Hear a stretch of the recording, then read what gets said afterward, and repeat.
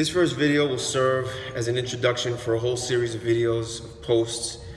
My goal being to address a lot of mistakes that are happening right now in terms of movement training, but especially with the kettlebell. It's actually very surprising to me that after almost 2 decades of kettlebell training becoming popular in the mainstream, in all of the gyms, and in pretty much every department store you can find them. People have them in their homes. I'm surprised that there are very few people, including fitness professionals, that understand how to use the kettlebell. So basically, do not have proper technique, do not show proper technique, and then you have the general public that they're in their gym, they go ahead, they pick a kettlebell up because the kettlebells are all over the gym.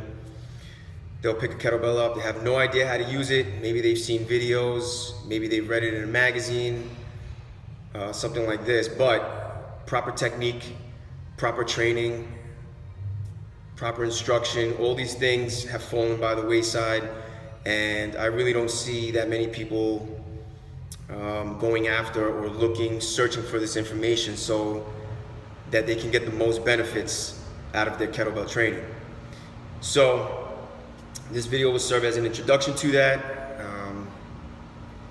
And so the main thing, my main message to everybody is stick to fundamentals before you move on to advanced techniques. You might watch a video or take a class, or maybe you have some type of app that's showing advanced techniques. Do what's right for your body, but for the most part, if you haven't trained with a kettlebell before, or if you haven't used the kettlebell in a long time, the best thing to do is start with fundamentals. For me, fundamentals would mean squats, squat variations, lighter kettlebells, work on your technique, work on your awareness in terms of what you're doing with the kettlebell. So I would say start with that first, squat variations. Once you get good at the squat variations, and you're proficient in that, then you can take it, you can bring it up a notch and go into your swings, low swing, mid-level swing. Same thing there. I would start with a fundamental swing, which, in my opinion, I teach my people, low swing. Don't swing it too high. Use great technique, but keep the range of motion at a low range. So abdomen level would be a low swing. Then you can start to swing it up maybe a little higher, a chest level swing. So before you move on to cleans, before you move on to snatch technique, before you even move on to a high swing, I would say work with the low swing. But for the most part, for today's video, I'm going to say, if you're observing other people in the gym, your friends, your family, or maybe it's even yourself, if you're not picking the kettlebell up the right way, that's mistake number one. Make sure you pick this kettlebell up the right way, okay? My cueing is, make sure the bell is lined up with the arches of your feet. That way you're right on top of it. Your center of gravity is right above the kettlebell. Everything is lined up, and that's the safest way to pick the bell up. You're going to be using your legs to pick the bell up. That way you don't have to worry about any type of injury or hurting yourself or creating any type of discomfort in your back.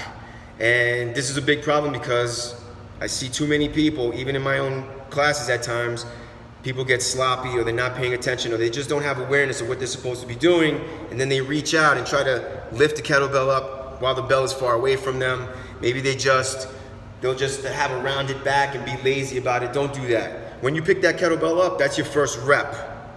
It's your first squat. Think about it that way, and the training has begun, okay? So make sure, try to bring that awareness for any of you personal trainers out there. If you're an instructor, make sure you're bringing this to the forefront in terms of, before you begin anything, make sure everybody's picking the kettlebell up the right way, okay? And that'll translate into daily activities. Your people, your trainees, your clients, they'll remember, right? If they can pick up a dense sphere, a wrecking ball basically, if they can pick that up the right way, then they're going to pick up their kids the right way, they'll pick up their groceries the right way, and so on and so forth. So that's the ultimate goal, is better movement. From fitness professionals, trainers, group fitness, all the way down to members of the gym, general public, people are just not paying attention to what they're doing with the kettlebell, all right? So to me, that says the whole idea of the design of the kettlebell is being looked over, all right? Don't overlook that. That's the most important part about the kettlebell. What makes it most effective is also what makes it dangerous. It's a sphere and it's dense. That's what makes it highly effective, but at the same time, it can be dangerous if you don't understand what you have in your hands. And also, this is a very different tool than all the other tools in the gym, such as dumbbells, barbells, medicine ball, etc. This is not the same, okay?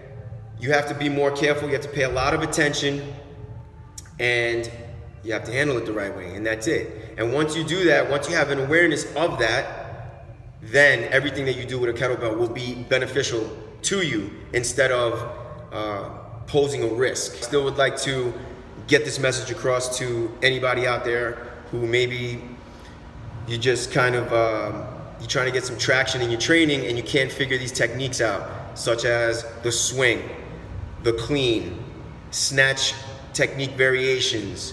There are hundreds, if not thousands of variations that you can do and get a lot of benefit from kettlebell training, but you can't do them correctly and safely if you don't understand how to do basics, all right? So coming back to that idea, if you've never trained with a kettlebell before, or if you want to learn, or maybe you're a personal trainer who is not 100% certain in what you're doing, you can contact me as well.